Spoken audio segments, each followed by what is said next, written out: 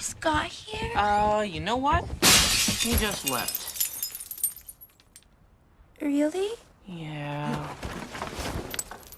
My name is Casey, and today I'm going to be talking about visual storytelling. Specifically, how the movies Scott Pilgrim vs. the World and 500 Days of Summer can both convey similar ideas using drastically different techniques. 500 Days of Summer is a non-linear telling of the story of the on-again, off-again relationship between Tom Hansen and Summer Finn. Scott Pilgrim vs. the World is about a normal guy who has to fight his girlfriend's 7 evil exes to the death in order to continue their relationship. I know they sound like they have nothing in common, but stay with me here. I chose these movies because I think they stand out as unique films in their genres, opting to use visual storytelling rather than having actors tell the whole story through dialogue, or worse, having big explosions and impressive stunts distract from the fact that the story is bad.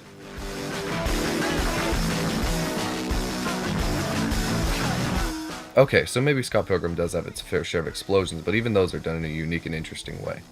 And then we have 500 Days of Summer, a rom-com, a genre typically filled with talk and bland cinematography.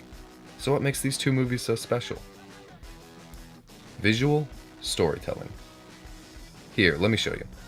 So there's a scene in each movie where our protagonist enters a relationship with the girl of their dreams.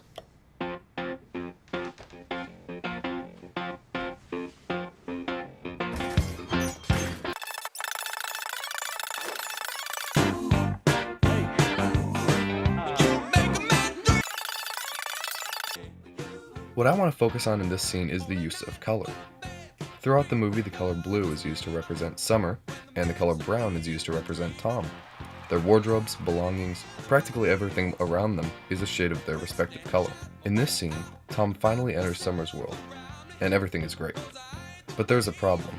Tom sticks out like a sore thumb with everyone around him wearing blue. He doesn't belong in Summer's world. Although this scene is happy in the moment, it hints at the fact that their relationship just isn't meant to be.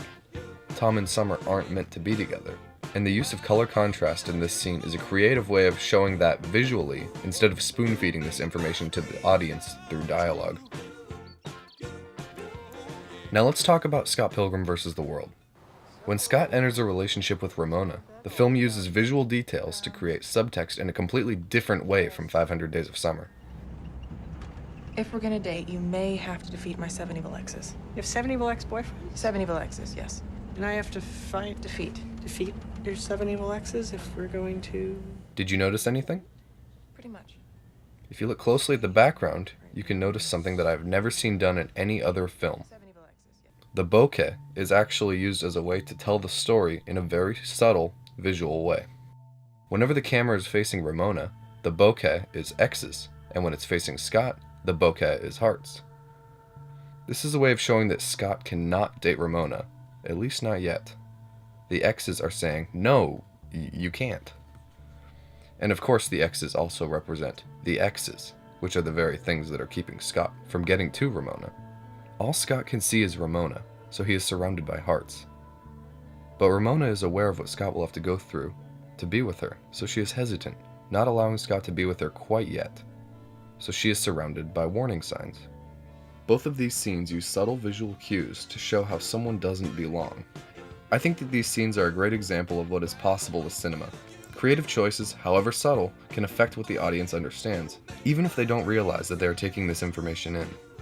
Visual storytelling is very powerful and interesting, and often underutilized. Scott Pilgrim vs. the World and 500 Days of Summer show that any idea, no matter how simple, can be shown in an infinite number of different ways.